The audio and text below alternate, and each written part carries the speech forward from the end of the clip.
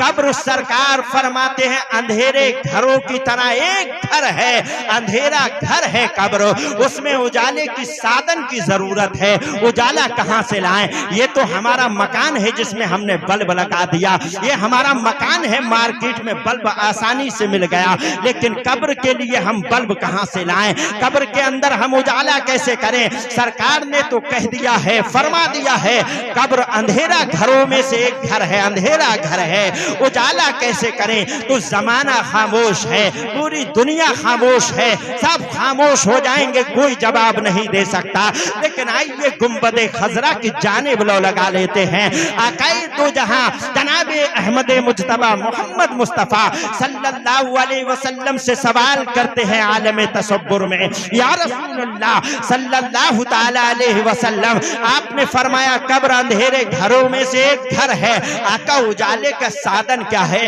हम अपने कब्र में उजाले का साधन कैसे करें, उजाला कैसे करें? तेरा मेरा नबी इरशाद फरमाएगा, ऐ मेरे उम्मतियों, अगर उजाला करना चाहते हो तो नमाजें ज्यादा से ज्यादा पढ़ो, ये नमाजें तुम्हारी कब्र में उजाले का काम करती हुई नजर आएंगे। मगर अफसोस है, सद अफसोस, आज लड़के भी नमाज नहीं पढ़ते, बूढ़े भी नमाज नहीं पढ़ते, जवान भी नमाज नहीं पढ़ते, बच्चे भी नमाज नहीं पढ़ते, बीबियां भी नमाज नहीं पढ़ते, कोई नमाज नहीं पढ़ रहा है जिसमें उजाला इसी से होगा। दुनिया बनाने के लिए तो सब मेहनत करते हैं, 4 दिन की जिंदगी बनाने के लिए इतनी मुसीबतें हम झेलते हैं, लेकिन जो जिंदगी हमारी हमेशा के लिए है उसके लिए कोई मेहनत नहीं है। हुजूर सरवरे कायनात सल्लल्लाहु अलैहि वसल्लम के प्यारे दीवानों, सरकारे दो जहां सल्लल्लाहु अलैहि वसल्लम के आशिकों, सरकारे दो जहां सल्लल्लाहु अलैहि वसल्लम से मोहब्बत करने वालों, कब्र पर जाएं तो क्या करें, कब्र से आएं तो क्या करें? आदमी का इंतकाल हो जाता है, आदमी इस रूए जमीन से चला जाता है, परवरदिगार आलम जल्ला जलालहू व अम्मा नवालहू की रहमते कामिला देखें आप, अल्लाह रब्बुल इज्जत जब किसी बंदे का वक्त पूरा हो जाता है और मलकुल मौत उसकी रूह लेकर चला जाता है, तो जो फरिश्ते अल्लाह ने मेरे और आपके कांधे पे लगाए हैं उनकी ड्यूटी मुकम्मल हो जाती है और रब की बारगाह में अर्ज करते हैं, ऐ परवरदिगार आलम जल्ला जलालहू व अम्मा नवालहू, ये बंदा इंतकाल कर गया, हमारी ड्यूटी इस पर ये थी कि जब ये चले तब हम इसका लिखे, इसके ऊपर हमारी ड्यूटी थी, लेकिन आज ये इंतकाल कर गया, दुनिया से चला गया है। ऐ परवरदिगार आलम, क्या हम आसमानों में लौट कर वापस आ जाएं? अल्लाह फरमाएगा नहीं, अब उसका इंतकाल हो गया, हम क्या करें? अल्लाह फरमाएगा जाओ उसी की कब्र पर जाकर खड़े हो जाओ और कयामत तक मेरे बंदे के लिए दुआएं मगफिरत करते रहना। अल्लाह की रहमत देखें आप अल्लाह को भुलाए बैठे हैं, हम और आप रब को भुलाए बैठे हैं, लेकिन परवरदिगार आलम जल्ला जलालहू अम्मा नवालहू की रहमत कामिला देखें। वो अल्लाह रब्बुल इज्जत ने फरिश्तों से फरमाया, ऐ फरिश्तों, नहीं जो हमारे कांधों पे रहते हैं, उन्होंने जब कहा था कि हम आ जाएं, अल्लाह ने फरमाया नहीं, मेरे बंदे की कब्र के सरहाने खड़े हो जाओ और कयामत तक मेरे बंदे के लिए दुआएं मगफिरत करते रहो।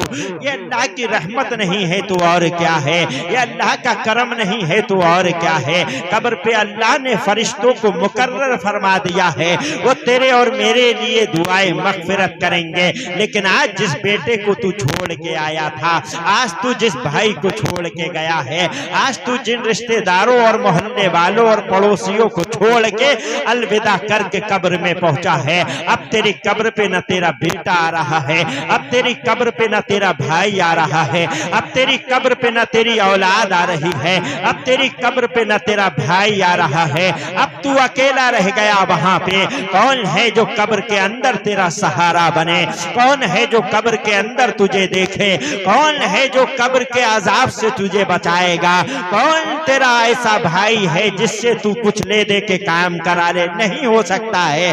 कब्र के अंदर कौन तुझे बचाएगा? कौन तेरे लिए काम करेगा? लेकिन परवरदिगार आलम की रहमत कामला देखे आप, अपने फरिश्तों को तेरी कब्र पे लगा दिया और रहमत के लिए, मगफिरत के लिए दुआएं करते चले जा रहे हैं। जिन बच्चों के लिए तूने अपनी आखिरत बर्बाद की थी, जिन औलाद की जिंदगी बनाने के लिए तूने नमाजों को छोड़ा था, जिन बच्चों की दुनिया बनाने के लिए तुमने नमाजें छोड़ी, तुमने कुरान का जिक्र छोड़ा, तुमने अल्लाह का जिक्र छोड़ा, तुमने कुरान की तिलावत छोड़ी थी। अब मुझे बताइए क्या बनेगा और क्या नहीं बनेगा? जिन बच्चों के लिए तुमने सब कुछ छोड़ दिया, वो बच्चे तुम्हें छोड़ के चले गए, दफनाया और दफनाने के बाद में लौट के वापस आ गए। हजरत इमाम गजाली फरमाते हैं सबसे बड़ा बेवकूफ इंसान वो है, हजरत इमाम गजाली फरमाते हैं सबसे बड़ा बेवकूफ इंसान वो है जो बच्चों की दुनिया बनाने के लिए अपनी आखिरत को दांव पे लगा दे, अपनी आखिरत को बर्बाद कर दे। आप कहेंगे ऐसा कैसे हो सकता है? तो सुनिए आप, बच्चों को गाड़ी देना है, बंगला देना है, बेहतरीन से बेहतरीन उसको कारोबार करा के देना है, इसी में जिंदगी गुजर गई पैसा कमाने में, नमाजें छूट गई, हज फर्ज था छूट गया, ज़कात देना वाजिब हो गई छोड़ दी, रोजा रखना फर्ज था लेकिन छोड़ दिया, इसलिए कि अगर हम छुट्टी करेंगे तो बच्चों को क्या देंगे, अगर हम छुट्टी करेंगे तो बच्चों को बंगला और कार और पैसा कहां से देंगे। बच्चों की आज दुनिया बनाने के लिए अपनी आखिरत बर्बाद कर लेते हैं। अब वही बच्चा जब तू मर जाएगा, कब्र में पहुंचेगा, वही बच्चा तेरी कब्र पे जाएगा, साबुन की तरह हाथ मलेगा और मल के चला आएगा। क्या मिलेगा? कुछ नहीं मिलेगा। जब आप कब्र पे जाके कुछ पढ़ेंगे नहीं तो कोई सवाब नहीं मिलेगा, कोई अजर नहीं मिलेगा। आप कहेंगे मौलाना कैसे? तुम मिसाल दे के समझा देना चाहता हूँ। आपने मुझे अपने घर में बुलाया, कारी साहब आना हमारे यहाँ पे पेंट करके चले जाना। हम पहुंचे और पहुंच के बैठ गए और पूरे दिन बैठे रहे, आपके शाने से शाना मिला के, मोंढे से मोंढा मिला के बैठे रहे। और शाम जैसे ही हुई हमने कहा भाई साहब ठीक है हम चलते हैं, हमारी दिहाड़ी हमें दे दीजिए। आप कहेंगे मौलाना साहब आपको पेंट के लिए बुलाया था, ना के बैठने के लिए बुलाया था। आप आए पूरे दिन बैठे रहे हो, काम आपने किया नहीं है, तो दिहाड़ी आपको किस चीज की मिलेगी? हम कहेंगे बात तो ठीक है, जब काम नहीं किया है तो पैसा कैसे मिल सकता है? ठीक इसी तरह आ जाइए कब्र पे, आप अपने बाप की कब्र पे, माँ की कब्र पे, बहन की कब्र पे, भाई की कब्र पे, औलाद की कब्र पर, दादा दादी नाना नानी की कब्र पर तो आप पहुंच गए ले देखे। और जैसे ही आप पहुंचे हैं वहां जाके साबुन की तरह हाथ मले और मल के चले आए। कुछ पढ़ा नहीं तो यहाँ काम नहीं करते हैं तो दिहाड़ी नहीं मिला करती है। कब्र पे जाके कुछ पढ़ेंगे नहीं तो कब्र के अंदर मुर्दे को कोई फायदा नहीं पहुंचेगा। अब कब्र के अंदर जो मुर्दा है उसको फायदा किन चीज से पहुंचता है? तो आइए सरकार की बारगाह में पहुंचते हैं। या रसूल अल्लाह सल्लल्लाहु अलैहि वसल्लम, कब्र के अंदर जो हमारा बाप है, भाई है, बहन है, या जिन लोगों को हम जो है छोड़ के आए हैं, मेरे आका वो कब्र के अंदर किस चीज का इंतजार करते हैं? अब मैं खिताबत की जबान में अगर बात करूं तो यूं कह सकता हूं बेजा भी ना होगा। या रसूल अल्लाह क्या वो गाड़ी का इंतजार करते हैं? क्या वो बंगले का इंतजार करते हैं? कब्र के अंदर जो बंदा है क्या वो पैसे का और बैंक बैलेंस का इंतजार करता है? आका फरमाएंगे नहीं नहीं। या रसूल अल्लाह फिर वो किस चीज का इंतजार करता है? सरकार फरमाते हैं कब्र के अंदर जो बंदा है वो सिर्फ और सिर्फ इस चीज का इंतजार करता है कि मेरा बेटा मेरी कब्र पे आए, मेरा भाई मेरी कब्र पे आए, मेरा भतीजा मेरी कब्र पर आए, मेरा बाप मेरी कब्र पे आए, मेरा औलाद मेरी कब्र पे आए और कब्र पे आकर मेरे लिए साले सवाब करके चला जाए। सरकार फरमाते हैं यंतज़िरु इला दावा वो सिर्फ इसका इंतजार करता है कि कोई मेरी कब्र पे आए और आने के बाद में दुआए मगफिरत करके चला जाए, और किसी चीज का वो इंतजार नहीं करता है। लेकिन आपने अपनी औलाद को डॉक्टर बनाया है, हम मना नहीं करते बनाइए। आपने अपनी औलाद को इंजीनियर बनाया है, मना नहीं करते, कौम को जरूरत है। आज कौम को जरूरत है इंजीनियर की भी, आज डॉक्टर की भी जरूरत है, IPS की भी जरूरत है, नेताओं की भी जरूरत है। मगर डॉक्टर बनाने से पहले उसको फाता लगाना सिखाओ, डॉक्टर बनाने से पहले उसको कुरान की तिलावत सुनाओ। आप कहेंगे मौलाना साहब क्यों? तो इसलिए कि जब तक तुम दुनिया में हो, तुम्हारे एतबार से बात कर देता हूँ, जब तक तुम दुनिया में हो, दुनिया जीने के लिए तुम्हें जैसे पैसे की जरूरत है, लेकिन जैसे ही तुम्हारी रूह तुम्हारे जिस्म से निकल जाएगी तो अब तुम्हारे पैसे का कोई काम नहीं है, अब तुम्हारी दौलत और गाड़ी और बंगले का कोई काम नहीं है, अब सिर्फ और सिर्फ वहां दीन का मामला शुरू हो जाता है। यहाँ तुम्हारी जिंदगी बगैर पैसे के नहीं चल रही थी, अब कब्र बगैर आमाल के नहीं चल सकता। अगर आमाल है तो आपका बेड़ा पार है, और आमाल नहीं है तो बेड़ा गर्क हो सकता है। आमाल नहीं है तो जहन्नम के ईंधन बन सकते हो। क्या बोलते हो? कब्र में जाएंगे तो देखा जाएगा? नहीं नहीं मेरे दोस्त, कब्र में कुछ नहीं देखा जाएगा, यहाँ जो करोगे वही वहां देखा जाएगा।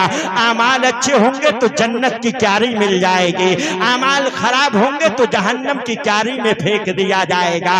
अब आपका डॉक्टर जो कब्र पे गया है पढ़ेगा क्या? आपका इंजीनियर वो पढ़ेगा क्या? आपका IPS पढ़ेगा क्या? कुरान जो चीज जो तालीम आपने उसको दी है वो दुनिया पे रहकर खत्म, दुनिया से जाने के बाद में अब दुनिया भी तालीम का कोई फायदा नहीं है। कब्र में जाके इंग्लिश कोई नहीं पढ़ेगा, कब्र पे जाके इंग्लिश कोई नहीं पढ़ेगा, कब्र पे जाके कोई IPS की ट्रेनिंग नहीं दे सकता अपने बाप की कब्र पे जाके। बनाइए, जरूरत है कौम को, मगर उससे पहले उसे कुरान की तिलावत सुनाइए, मगर उससे पहले उसे कुरान की तिलावत सिखाइए, नमाज पंजगाना पढ़ना सिखाइए, दुरूद मुस्तफा पढ़ना सिखाइए, जिक्र अस्कार करना सिखाइए, मुस्तफा का दीन सिखाइए, ताकि कल तू जब यहाँ से निकल के कब्र में पहुंच जाए तो तेरा वही डॉक्टर, तेरा वही इंजीनियर, तेरा वही IPS, तेरा वही नेता तेरी कब्र पे जाए तो तुझे महरूमी ना हो, और ना उसे महरूमी हो वो अपने बाप की कब्र पे जाए, माँ की कब्र पे जाए, जाने के बाद धड़ल्ले से कुरान की आयतें पढ़े और कुरान की सूरतें पढ़ के अपने बाप के हक में अदा कर दे। अब हदीस सुन लो, सरकारे दो जहां सल्लल्लाहु अलैहि वसल्लम का फरमाने आली शान है। आका इरशाद फरमाते हैं, बेटा बाप के हक में और बाप बेटे के हक में जो दुआ करता है अल्लाह ताला उन दुआओं को कभी रद्द नहीं फरमाता बल्कि हमेशा कबूल फरमाता है। तो अब तुम्हारे लिए जरूरी है अपने बच्चों को कुरान सिखाओ, नहीं तो तुम कब्र में जाके पीटे जाओगे। कब्र में जाने के बाद में मायूसी रहेगी, क्योंकि तुम्हें ये इंतजार रहेगा मेरा बेटा काश आ जाता और आने के बाद में मेरे लिए साले सवाब कर देता। यहाँ तुम्हें पैसे की जरूरत है, लेकिन कब्र में पहुंचने के बाद में तुम यही इंतजार करते रह जाओगे, काश मेरा बेटा आता, जैसे मेरी पड़ोस वाली कब्र का बेटा आता है साले सवाब करके जाता है। काश मेरा भी बेटा आ जाता, काश मेरा भी बेटा आ जाता और मेरे लिए साले सवाब करके चला जाता। लेकिन करे क्या, पैर पे कुल्हाड़ी हमने अपने आप मारी है। अब देखे आप, जनाजा सामने पड़ा है, हमारे आंखों के सामने की बात है, जनाजा बच्चों के पास में खड़ा हुआ है बाप का, कोई नहलाने वाला नहीं है, कोई कफनाने वाला नहीं है। तब आपको जरूरत पड़ती है उलमा की, तब आपको जरूरत पड़ती है दीनदार इंसान की। वैसे आपको दीनदार आदमी की जरूरत नहीं है, दीनदार आदमी सबसे बड़ा खुरापाती है, लेकिन जैसे ही आपके घर में आपका बाप का या बेटे का इंतकाल हो जाए तब ये दीनदारों के पीछे आप पड़ते हो, ढूंढते हो उन्हें और लाने के बाद में कहते हो मेरे बाप के यासीन सुना दो, मेरी माँ को यासीन सुना दो। अब बाप का जनाजा पड़ा हुआ है, मेरी आंखों की देखी हुई बात है, बाप का जनाजा सामने पड़ा हुआ है, सब भाई आपस में, ये कोई नहीं कह रहा लाओ इसको जनाजा, इसको जो है नहला दिया जाए, गुस्ल दे के कफन दे के इसको कब्र के हवाले कर दिया जाए। जैसा कि हदीस में आता है, फरमाया गया है मरने के बाद में उसको कब्र तक पहुंचाने के लिए जल्दी करना चाहिए, ताखीर नहीं करना चाहिए। इसका इंतजार हो रहा है, उसका इंतजार हो रहा है, नहीं, कब्र के हवाले जल्दी करो ताकि वो अपने जवाबात से महफूज हो जाए। जल्दी पहुंचाओ उसको वहां पे। अब ये रखे हुए हैं और सब आपस में लड़ रहे हैं, भाई रोड वाली जमीन मुझे चाहिए, हाईवे पे जो जमीन है उसके चक्कर में बर्बाद हो गया। सब भाई आपस में कह रहे हैं वो मुझे चाहिए, वो मुझे चाहिए, सब उस हाईवे वाली जमीन के चक्कर में है। लेकिन बाप के जनाजे को कोई नहलाने वाला नहीं है, बाप को कांधा देने के लिए कोई तैयार नहीं है। हाँ तैयार है तो हाईवे की जमीन लेने के लिए तैयार है। दुनियादार बनाया था तो अब जमीन के चक्कर में लड़ाई होगी। दुनियादार अपनी औलाद को बनाया था तो उसे तेरी फिक्र नहीं है कि उसे तुझे जल्द से जल्द कब्र में पहुंचाया जाए, नहीं, उसे फिक्र है तो सिर्फ इस बात की कि जो हाईवे पे प्लॉट है वो मैं लूंगा। वजह उसकी ये है कि वो सबसे ज्यादा महंगा हुआ करता है जो हाईवे का प्लॉट होता है। अब किसी को जरूरत नहीं है तुझे नहलाने और कफनाने की। अगर यही बच्चे तेरे दीनदार होते तो यहाँ लड़ाई जमीन की नहीं होती, यहाँ लड़ाई खेत और खरियान की नहीं होती, यहाँ लड़ाई सोने और चांदी की नहीं होती, यहाँ लड़ाई होती तो इस बात की होती, भाई मैंने 5 कुरान बाप के हक में पढ़े हैं, तू 10 पढ़ेगा, तूने 10 पढ़े तो हम 15 पढ़ेंगे। तूने अगर 1000 मर्तबा दुरूद का नजराना भेजा है तो हम 10,000 मर्तबा भेजेंगे। तूने अगर नमाजें 20 पढ़ी हैं तो मैं 50 पढ़ूंगा। ये कंपटीशन होता अगर दीनदार होते, मगर नहीं, आपने बना दिया उसे दुनियादार। तो अब वो कब्र पे जाएगा, कांधा देने का उसको सलीका नहीं, गुस्ल देने का उसको सलीका नहीं, कफन पहनाने का उसको तरीका मालूम नहीं। जो इंसान अपने जीते जी अपना गुस्ल नहीं जानता है, कुरान और हदीस की रोशनी में वो मुर्दे को क्या गुस्ल देगा, खिलवाड़ करेगा। एक मेरे सामने का वाकया एक और हुआ था, एक बंदे ने एक मुर्दे को कफन दिया और उसके बंद जो होते हैं वो हाथ में लिया हुआ खड़ा था। किसी ने कहा जाओ मौलाना साहब के पास, मेरे पास आया, कहा हजरत हमने कफन तो पहना दिया लेकिन ये जो रस्सियां हैं वो बंद को रस्सियां कह रहा था। हाय जहालत, हाय जहालत, हाय जहालत, कह रहा था इन रस्सियों का क्या करना है। हमने कहा भाई ये रस्सी नहीं है, ये बंद है। कहा मैंने कहा कफन पहना दिया, कहा हाँ पहना दिया। हमने कहा चल चल के हमको दिखा। जब हमने जाके देखा तो सारा उल्टा पहना दिया। फिर हमने उसको ठीक किया। ये जहालत है जब बच्चों को बिल्कुल दीन से दूर कर दोगे, बच्चों को दीन बिल्कुल नहीं सिखाओगे, तो बताइए आपके ही कब्र हश्र की तैयारियों में, आपके ही कफन और दफन में 1000 से ज्यादा खराबियां ये आपकी औलाद पैदा कर देगी और आपको उसका नुकसान उठाना पड़ेगा। मेरे दोस्त, जैसे तैसे आपका बच्चा चलो मान लेते हैं कब्र पर पहुंच भी गया, तो अब आपकी कब्र पे जाके पड़ेगा क्या पड़ेगा? कुछ नहीं पड़ेगा, हिल के चला आएगा। मैंने पहले ही कहा था जब मेहनत नहीं करोगे तो मिलेगा कुछ नहीं। ठीक इसी तरह जब कब्र पे जाके कुछ पढ़ोगे नहीं तो मिलेगा कुछ नहीं। आइए मैं आपको एक रिवायत तफसीर रूहुल बयान के हवाले से सुनाता हूँ। एक बूढ़ी खातून का नौजवान बेटा मर गया और उसका इंतकाल होने के बाद उसको दफना दिया गया। दफनाने के बाद में कई अरसे के बाद में उसकी माँ ने उसे ख्वाब में देखा और देखने के बाद में कहा था, ऐ बेटे, अल्लाह ने तेरे माँ फ़अलल्लाहु बिका, अल्लाह ने तुम्हारे साथ में क्या मामला फरमाया? तो बेटे ने कहा था, माँ अल्लाह ने मुझे बख्श दिया। ऐ मेरे बेटे, खिताबत की जबान में कह दो, ऐ मेरे बेटे, तू नमाजें पढ़ा ना करता था, तू जिक्र अस्कार किया ना करता था, तू कोई और काम ना किया करता था, दीन से बड़ा दूर था, तेरी बख्शिश का सामान क्या बना? तो उस बेटे ने अपनी माँ से ख्वाब के आलम में कहा था, मर्रा रजुलुन अलल मकबरा फसल्ला अलन नबी सल्लल्लाहु तआला अलैहि वसल्लम वहदा सबाबहा लिल अमवात। ऐ माँ, एक नौजवान हमारी कब्रिस्तान के करीब से गुजरा था, उसने एक मर्तबा नबी मुहतरम सल्लल्लाहु अलैहि वसल्लम पर दुरूद पाक पढ़ा और उस दुरूद का सवाब हम कब्रिस्तान वालों के हवाले करके वो चला गया था। ऐ मेरी माँ, अल्लाह ने उस दुरूद के सदके में हम तमाम कब्र वालों की मग़फ़िरत फरमा दी है, बख्शिश फरमा दी है। अब मुझे आप बताइए, आपको कुछ पढ़ना नहीं आता है, कब्र में जाके करेंगे क्या? चलो ठीक है, रास्ता मैं निकाल देता हूँ। वो रास्ता ये है, आप भी अपने बाप की कब्र पे जाना, माँ की कब्र पे जाना, बेटे की कब्र पे जाना, भाई बहन या माँ बाप की कब्र पे जाना। आपको कुछ आता नहीं है तो पहले जरूरी है हदीस की रोशनी में मेरे नबी मोहतरम जनाबे अहमद मुज्तबा मोहम्मद मुस्तफ़ा सल्लल्लाहु अलैहि वसल्लम का इरशाद गिरामी है।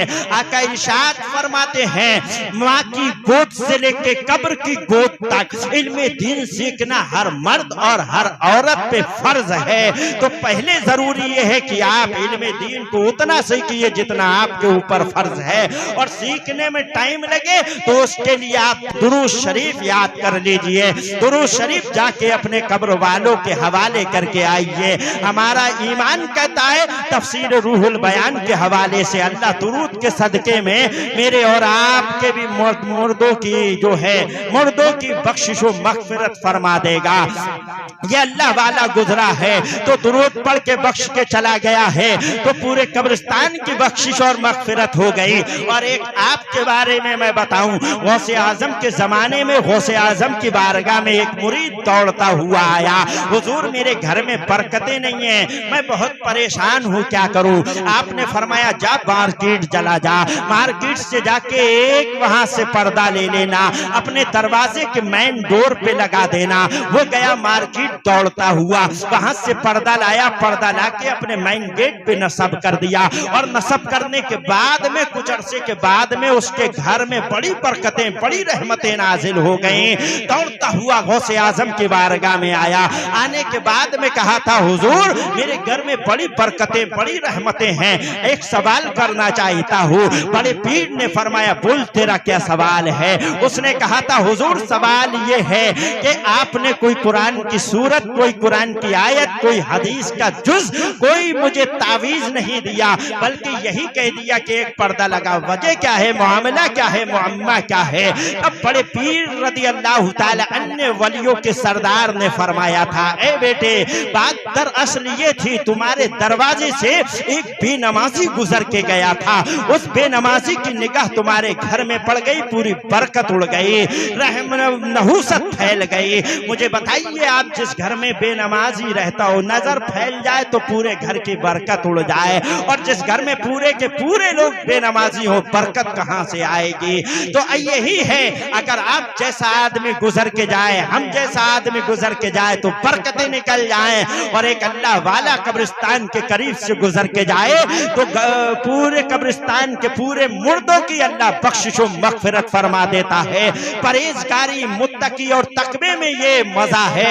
सरकार तो जहां सल्लल्लाहु अलैहि वसल्लम से सवाल हुआ था, या रसूल अल्लाह, अल्लाह ताला क्या देखता है? फरमाया किसी अरबी को आजमी पर, किसी आजमी को अरबी पर, किसी काले को गोरे पर, किसी गोरे को काले पर अल्लाह फौकियत नहीं देता है। फौकियत इस बात पे है कि तकवा किसके पास ज्यादा है, फौकियत दी जाएगी तो तकवे की बुनियाद पर दी जाएगी। लेकिन आज का मामला ये है, आज हमारा मुआशरा ऐसा बन चुका है कि जो पूरी बस्ती का सबसे बड़ा चोर है, जो पूरी बस्ती का सबसे बड़ा गुनहगार है, जो पूरी बस्ती का सबसे बेकार धब्बेदार आदमी है, आज उसके पास पैसा आ जाए, आज वो बिल्डिंग बना ले, आज वो जबरदस्त 4-5 मंजिला मकान बनाए और 4-5 गाड़ियां खड़ी कर दे अपने दरवाजे पर, पूरी जिंदगी उसके गुनाहों में, जिनाकारी में, ताश पत्ते में, शराब में और लोगों को मारपीट में, बदमाशी में गुजर गई हो, मगर जब उसको पास पैसा आ जाए, 4-5 गाड़ियां उसके दरवाजे पर खड़ी हो जाए, तो अब उसका पैसा उसके ऐप को ढांप लेता है और पूरा गांव उसके पास फैसला करवाने के लिए पहुंच जाता है। उसी गांव में रहने वाला एक जबरदस्त आलिम, एक जबरदस्त मुदब्बिर, एक जबरदस्त मुफक्किर, एक जबरदस्त मुफ्ती, एक जबरदस्त हाफिज कुरान, एक जबरदस्त कारी कुरान मौजूद है, लेकिन कोई फैसला करवाने के लिए नहीं आया, क्योंकि कारी साहब गरीब है, कौन आएगा? एक बिगड़ा हुआ इंसान जिसकी पूरी जिंदगी हरामकारी में में गुजर गई हो, लेकिन पैसा आ जाए तो आज का मुआशरा उसके पास उसको इज्जत देता हुआ नजर आता है। हम लोग आज पैसे को इज्जत देते हैं, आदमी की बैंक बैलेंस को इज्जत देते हैं, गाड़ी और बंगले को इज्जत देते हैं। आओ अल्लाह रब्बुल इज्जत की बारगाह में कुरान मजीद फुरकान हमीद से सवाल करते हैं, ए कुरान तू बता परवरदिगार आलम ने इज्जत किसको दी है? कुरान मजीद फुरकान हमीद पुकारता हुआ नजर आता है, वतु इज्जु मन तशा वतु जिल्लु मन तशा बियदिकल खैर इन्नका अला कुल्ली शैइन कदीर। मेरा रब जिसे चाहता है इज्जत से नवाजता है, मेरा रब जिसे चाहता है जिल्लत अता करता है, वही हर चीज पे कादिर है। मेरा रब जिसे जैसे चाहे वैसे नवाज दे। लेकिन आज मामला उल्टा हो गया है। उलमा व फुज़ला कुर्रा हजरात क्यों जो है कौन उससे दीन का सवाल करने के लिए आए, फैसला करेगा तो गुंडा करेगा। अब आइए ये गुंडे तुम्हारे यहीं के यहीं रखे रह जाते हैं, कब्र पे जाने के बाद इनकी हैसियत खत्म। अब कब्र पे जाके ये वही करेंगे जो गांव का बस्ती का हाफिज साहब नमाज पढ़ रहा है उसको देख के नमाज पढ़ेगा जाहिल, उसको देख के ईद बकरा ईद की नमाज पढ़ेगा, उसको देख के जनाजे की नमाज पढ़ेगा, महीनों में पहुंचेगा मस्जिद में, फिर वहां जाके अपनी टांग अड़ाएगा, वहां जाके इमाम साहब को सुनाएगा जाहिल कहीं का, और वहां जाने के बाद में अपने ऊपर पूरा अपना जमाने की कोशिश करेगा। लेकिन आइए मैं इनको यहीं पे बता के चलूं, कुरान मजीद फुरकान हमीद के हवाले से आप देखें, ये खाली दुनिया में आप पैसा देके किसी से कुछ भी करवा सकते हैं, लेकिन क्या कब्र में पहुंचने के बाद आपका पैसा काम करेगा? नहीं करेगा। क्या कब्र में पहुंचने के बाद आपकी गाड़ियां काम करेंगी? नहीं करेंगे। क्या कब्र में पहुंचने के बाद आपकी जमीन जायदाद आपको बचा लेगी? नहीं बचाएगी। मौलाना साहब फिर कब्र में हम बचेंगे कैसे? जिन चीज से हम आज दूर हैं उन्हीं चीजों से हम बसते हुए कब्र में नजर आएंगे। हमारा बाप हमें कब्र में नहीं बचाएगा, हमारी माँ हमें कब्र में नहीं बचाएगी, हमारा बेटा हमें कब्र में नहीं बचाएगा, हमारा पैसा हमें कब्र में नहीं बचाएगा, हमारा बंगला हमें कब्र में नहीं बचाएगा, हमारी दौलत हमें कब्र में नहीं बचाएगी। अरबों खरबों रुपया हो जाए वो भी हमें कब्र में नहीं बचा सकता। मौलाना साहब फिर कब्र में हमें बचाएगा कहो? तो आइए आगे बढ़ते हैं। सरकारे दो जहां सल्लल्लाहु अलैहि वसल्लम की हदीस के मुताबिक कब्र में तुम्हें कौन बचाएगा? तो सुनो, ये नमाजें जो हम छोड़ लें ये बचाएंगे। जब बंदे के पास कब्र में फरिश्ते आते हैं तो बंदा उठ के बैठ जाता है और पीछे को सरकना शुरू हो जाता है, दीवार से लग जाता है, और जब फरिश्ते चारों तरफ से उसे घेरते हैं और चारों तरफ से आजाद देने की कोशिश करते हैं तो नमाज आ जाएगी और नमाज आके कहेगी, ए फरिश्ते रुक जाओ, इस बंदे ने दुनिया में मेरी हिफाजत की थी, आज मैं इसकी हिफाजत करूंगी। कहीं से रोजा बचाएगा, कहीं से ज़कात बचाएगी, कहीं से हज बचाएगा और ये कहीं से हज बचाएगा, और ये कहेंगे ये चीजें कि हम इसने दुनिया में हमारी हिफाजत की थी, आज हम इसकी हिफाजत करेंगे। लिहाजा कुरान आपकी हिफाजत करेगा, तिलावत आपकी हिफाजत करेगी, नमाज आपकी हिफाजत करेगी, रोजा आपकी हिफाजत करेगा, हज आपका हिफाजत करेगा, ज़कात आपकी हिफाजत करेगी। कब्र में ये चीजें हिफाजत करेंगे। अब मिसाल दे के समझाना चाहता हूँ, करोड़ों का घर आपने बनाया, अरबों खरबों का आपने मार्बल लगाया, जबरदस्त तरीके से मकान बनाने के बाद में सिर्फ एक चीज लगाना भूल गए, वो है बल्ब। करोड़ों रुपया लगा दिया लेकिन एक बल्ब नहीं लगाया है। और माँ से कहो, माँ जाओ हमारे मकान में चले जाओ, नहीं जाएगी। बाप भी नहीं जाएगा, भाई भी नहीं जाएगा, बीवी भी नहीं जाएगी, बच्चे भी नहीं जाएंगे। वजह क्या है? करोड़ों अरबों खरबों रुपया मकान में लगा दिया, बिल्डिंग कई माला ऊंची बना के खड़ी कर दे, बाप अंदर जाने को तैयार नहीं, माँ अंदर जाने को तैयार नहीं, बेटा अंदर जाने को तैयार नहीं, बेटी अंदर जाने को तैयार नहीं, बीबी अंदर जाने को तैयार नहीं, पड़ोसी अहिज्जा अकरबा कोई अंदर जाने को तैयार नहीं। मैंने सवाल किया आखिर अंदर क्यों नहीं जाते? जवाब मिलता है, हजरत अरबों खरबों रुपया तो लगा दिया लेकिन बल्ब का इंतजाम नहीं किया है। अंधेरे में हम नहीं जाएंगे, अंधेरे में डर लगता है, तीश है, अंधेरे में जाएंगे तो जी घबराता है। है। अरे भाई, करोड़ों रुपया लगाने के बाद अंधेरे में जाते हुए डर लगता है? कहा हाँ डर लगता है। अब जैसे ही आपने एक बल्ब लगाया, मार्केट से खरीदा और बल्ब लगाया, स्विच ऑन किया, बल्ब जला।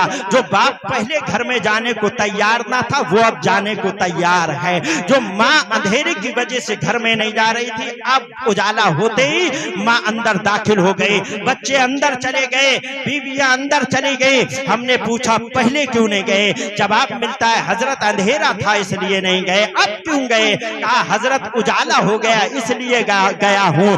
मैं कहता हूँ ठीक इसी तरह कब्र सरकार फरमाते हैं अंधेरे घरों की तरह एक घर है, अंधेरा घर है कब्र, उसमें उजाले की साधन की जरूरत है। उजाला कहाँ से लाएं? ये तो हमारा मकान है जिसमें हमने बल्ब लगा दिया, ये हमारा मकान है, मार्केट में बल्ब आसानी से मिल गया, लेकिन कब्र के लिए हम बल्ब कहाँ से लाएं? कब्र के अंदर हम उजाला कैसे करें? सरकार ने तो कह दिया है, फरमा दिया है, कब्र अंधेरा घरों में से एक घर है, अंधेरा घर है, उजाला कैसे करें? तो जमाना खामोश है, पूरी दुनिया खामोश है, सब खामोश हो जाएंगे, कोई जवाब नहीं दे सकता। लेकिन आइए गुंबदे खजरा की जानिब लो लगा लेते हैं। आकाए दो जहां जनाबे अहमद मुज्तबा मोहम्मद मुस्तफा सल्लल्लाहु अलैहि वसल्लम से सवाल करते हैं आलम तसव्वुर में, या रसूलल्लाह सल्लल्लाहु ताला अलैहि वसल्लम, आपने फरमाया कब्र अंधेरे घरों में से एक घर है, आका उजाले का साधन क्या है? हम अपने कब्र में उजाले का साधन कैसे करें, उजाला कैसे करें? तेरा मेरा नबी इरशाद फरमाएगा, ऐ मेरे उम्मतियों, अगर उजाला करना चाहते हो तो नमाजें ज्यादा से ज्यादा पढ़ो, ये नमाजें तुम्हारी कब्र में उजाले का काम करती हुई नजर आएंगे। मगर अफसोस है, सद अफसोस, आपको बल्ब मिल गया कब्र में उजाला हो जाएगा, मगर अफसोस है, सद अफसोस, आज लड़के भी नमाज नहीं पढ़ते, बूढ़े भी नमाज नहीं पढ़ते, जवान भी नमाज नहीं पढ़ते, बच्चे भी नमाज नहीं पढ़ते, बीबियां भी नमाज नहीं पढ़ते, कोई नमाज नहीं पढ़ रहा है जिसमें उजाला इसी से होगा। दुनिया बनाने के लिए तो सब मेहनत करते हैं, 4 दिन की जिंदगी बनाने के लिए, 4 दिन की जिंदगी के लिए इतनी मुसीबतें हैं, और जो 4 दिन की जिंदगी बनाने के लिए इतनी मुसीबतें हम झेलते हैं, लेकिन जो जिंदगी हमारी हमेशा के लिए है उसके लिए कोई मेहनत नहीं है। अपना मकान बनाने के लिए, गाड़ी बंगला बैंक बैलेंस बनाने के लिए दिनों रात हम लोग दौड़ते रहते हैं, लेकिन 4 दिन की जिंदगी के बाद में जो हमेशा की जिंदगी शुरू होने वाली है उस पर किसी का गौर नहीं है। हमेशा वहां रहना है। अगर अमाल अच्छे हैं जन्नत की क्यारियों में से एक क्यारी मिल जाएगी, और अगर अमाल खराब है तो ऐलान करने वाला ऐलान कर देगा, वो ये ऐलान कर देगा कि इसके कब्र में जहन्नम का बिछौना बिछा दिया जाए, इसके कब्र में आग और आग का बिछौना बिछा दिया जाए, सांप और बिच्छू इसकी कब्र में छोड़ दिए जाए। कौन बचाएगा तुम्हें वहां पे? यहाँ तो बचाने के लिए भाई मौजूद हैं, यहाँ तो बचाने के लिए बाप मौजूद है, यहाँ तो बचाने के लिए पड़ोसी मौजूद हैं, यहाँ तो बचाने के लिए अहज़्ज़ा अकरबा मौजूद हैं, लेकिन कब्र के अंदर कौन बचाएगा? यहाँ आप रिश्वत ले दे के भी काम कर सकते हैं, लेकिन वहां कैसे काम करोगे? फिर भी कहते हो कब्र में जाएंगे तब देखा जाएगा। नहीं भाई, देखा नहीं जाएगा, फंस जाओगे वहां जाके। अपने आमाल की आज ही तैयारी कर लो, आमाल की तैयारी कर लोगे, कब्र हश्र आपका रोशन होता हुआ नजर आएगा। मुस्तफा को आप जाके चेहरा सिखाएंगे। अब कब्र पे अजान का भी टाइम है, आप जो है मुस्तफा को मुंह दिखाएंगे। अपनी जिंदगी बना लीजिए। जिंदगी के बनाने के लिए आपको पैसे रुपया पैसे की जरूरत नहीं है, आमाल की जरूरत है। हमने देखा है बड़े बड़े लोगों को, बड़े बड़े आबिदो जाहिद को, बड़े बड़े लोगों को आपसे अगर मैं सवाल करूं तो आप जवाब देते हुए नजर आएंगे। हमसे पहले इसी दुनिया में ना जाने कितने लोग आए, हमसे पहले इसी दुनिया में ना जाने कितने बादशाह, कितने अरबपति खरबपति आए, और इसी दुनिया पे आकर अपनी जिंदगी गुजार के वो यहाँ से चले गए। आज उनकी कब्रों का निशान बाकी नहीं है, आप आज उनकी कब्रों का निशान बाकी नहीं है। बड़ा बड़ा बादशाह, बड़े बड़े शहंशाह, बड़े बड़े हुक्मरां, बड़े बड़े कारून और शिद्दात जैसे लोग बादशाहत पे फायज रहे, लेकिन आज उनके कब्रों का निशान मौजूद नहीं है। हमसे पहले वाले ना जाने कितने रूए जमीन पे आए, अपनी जिंदगी गुजारी और चले गए, आज उनकी कब्रों का नामो निशान नहीं है। मगर आइए उस गौसे आजम की बारगाह में जिसने अपनी जिंदगी अल्लाह और रसूल के लिए गुजारी थी। हम सो के नहीं उठते हैं उसकी कब्र पे कुंतलों के हिसाब से फूल जो है डाल दिया जाता है। पता ये लगा अपने लिए जियोगे तो मार दिए जाओगे, मिटा दिए जाओगे, तुम्हारी कब्रों के निशान तक बाकी ना रहेंगे। लेकिन जो गौसे आजम हुजूर सरवरे कायनात के दीन पे चला था, अल्लाह और रसूल के हुक्म पे चला था, वो गौसे आजम आज भी जिंदा है। वो ख्वाजा गरीब नवाज आज भी जिंदा है। वो साबिरे कलियरी आज भी जिंदा है। वो मदारे पाक आज भी जिंदा है। वो साबिरे कलियरी आज भी जिंदा है। वो महरारा शरीफ के बुजुर्ग आज भी जिंदा हैं। वो ख्वाजा कुतुबुद्दीन बख्तियार काकी, वो फरीदुद्दीन गंज शकर, वो आज भी जिंदा हैं। वो आला हजरत, वो मुफ्ती आजम हिंद, वो सैयद नईमुद्दीन मुरादाबादी, वो मौलाना जमीलुर रहमान, वो हुजूर ताजुश्शरिया, वो आज भी जिंदा हैं। पता ये लगा अपने लिए जियोगे तो मिटा दिए जाओगे, अपने लिए जियोगे तुम्हारी कब्रों के निशान मिटा दिए जाएंगे, लेकिन अल्लाह और रसूल के लिए अपनी जिंदगी गुजारोगे तो हमेशा के लिए पूरी मखलूक को तुम्हारी कब्र पे अल्लाह डालता हुआ नजर आएगा। और वो पूरी मखलूक तुम्हारे यहाँ आके सुबह शाम दुरूदों के गजरे, फाता कुरान खानी करती हुई नजर आएगी। तुम्हारा जिक्र होता रहेगा, अल्लाह का जिक्र तुम करोगे, अल्लाह तुम्हारा जिक्र अपने बंदों से करवा देगा। तो पता ये लगा अपनी आखिरत के बारे में सोचिए, दुनिया के बारे में भी सोचिए, लेकिन उससे ज्यादा अपने जो है ईमान की हिफाजत के बारे में सोचिए, कब्र में जाने के बारे में सोचिए। कब्र में जब जाएंगे तो हमें अपना हिसाब अपने आप देना है। अब मैं आपको एक मिसाल देके और समझा दूं, बात खत्म कर देता हूँ। अभी पुलिस वाला आपको पकड़े, 8-10 लोगों को लाइन से लगा दे और पिटाई करना शुरू कर दे। एक पिट रहा है, दूसरे का नंबर आने वाला है, लेकिन एक को पिटता हुआ देख के जो लाइन में सबसे आखिर में बैठा हुआ है वो थर थर थर कांप रहा है। अगर उससे हम सवाल करें भाई रो क्यों रहा है, क्यों कांप रहा है, वो कहेगा हजरत इसका नंबर आ रहा है, ना जाने हमारा कब आएगा, जल्दी से हमारा भी हिसाब हो जाए, छुट्टी हो जाए, डर बहुत लग रहा है। ठीक इसी तरह परवरदिगारे आलम, ये तो मैंने मिसाल दी है। अब आइए महशर का वो दिन होगा, तांबे की वो जमीन होगी, खौलता हुआ सूरज होगा, सबानेजे पे होगा, और सरकारे दो जहां सल्लल्लाहु अलैहि वसल्लम के प्यारे दीवानों, अल्लाह रब्बुल इज्जत अपने एक एक बंदे से सवाल करेगा, अपने बंदे को अपनी बारगाह में बुलाएगा और बुला के उससे 5 सवाल करेगा। बोल मैंने तुझे जो जिंदगी दी थी तूने उसे किस चीज में खर्च किया था, बोल मैंने तुझे जो जवानी दी थी तूने उसे किस में खर्च किया, बोल मैंने तुझे औलाद दी थी तूने उसका क्या किया, बोल मैंने तुझे मालो दौलत दिया था तूने उसका क्या किया था। तब क्या जवाब दोगे? जैसे जिसने जिंदगी गुजारी है वैसे ही जवाब दोगे। लेकिन आइए वहीं पे देखिए आप, हमने पढ़ा है कि वहां एक तरफ औलिया की जमात होगी, एक तरफ अंबिया किराम की जमात होगी। वो अंबिया जो मासूम अनिल खताया हैं वो लाइन से लगे हुए हैं। अल्लाह रब्बुल इज्जत जब अपने एक बंदे से सवाल करेगा अनुमरिही फीमा फलाहुम, बोल मैंने तुझे जो जिंदगी दी थी तूने उसका क्या किया। अंबिया किराम कांप रहे होंगे और आपस में कहेंगे, अल्लाह का कहरो गजब देख के कहेंगे आज अल्लाह के कहरो गजब से कोई बचेगा नहीं, आज कोई बच नहीं सकता है। मुझे बताइए वो अंबिया जो मासूम अनिल खताया है वो कांप रहे हैं, मेरा और आपका वहां क्या बनेगा। इसलिए जरूरी ये है कि अपने आप को दीन के सांचे में लाइए, कुरान और हदीस की रोशनी में अपनी जिंदगी गुजारने की कोशिश कीजिए, हराम और हलाल से बचने की कोशिश कीजिए, हराम पे ना जाइए, हलाल की तरफ जाइए। जाइए। जो सरकार ने आपके ऊपर हलाल किया है उसको छोड़िए मत। जो सरकार ने अल्लाह और रसूल ने आप पे हराम कर दिया है उसको पकड़िए मत। जब अल्लाह और रसूल की बात मानोगे तुम यहाँ भी खुश रहोगे, बाद मरने के कब्र में भी खुश रहोगे, हश्र में भी तुम्हारा बेड़ा पार होता हुआ नजर आएगा। और नसीब अच्छे हो गए तो हुजूर के पड़ोस में तुम्हें और हमें जगह मिलती हुई नजर आएगी।